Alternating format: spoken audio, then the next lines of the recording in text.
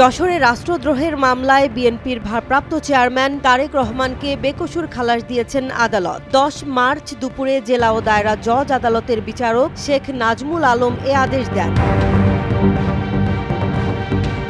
এ বিষয়ে রাষ্ট্রপক্ষের কৌঁসুলি ও জেলা বিএনপির সভাপতি সৈয়দ সাবেরুল হক বলেন, মামলায় সাক্ষ্য প্রমাণে অভিযোগ প্রমাণিত না হওয়ায় আদালত তারেক রহমানকে বেকসুর খালাস দিয়েছেন। একই সঙ্গে যেসব জায়গায় তার বিরুদ্ধে এ মামলায় গ্রেফতারি পরোয়ানা রয়েছে তাও প্রত্যাহারের আদেশ দেওয়া হয়েছে। 94 ধারা মতে আমরা এটা দাখিল করতে পারি এবং করেছিলাম, করার পরে সেটা আমাদের আমলি আদালত এটাকে গ্রহণ করে নাই। পরবর্তী সময় আমরা সেটার বিরুদ্ধে রিভিশন মামলা করেছি এবং রিভিশনে আজকে আমাদের যশোরে জেলা এবং দায়রা জজ আদালত এই মামলার শুনানি অন্তে আমাদেরকে তারেক সাহেবকে মামলা থেকে অব্যাহতি বা খালাস দিয়েছে।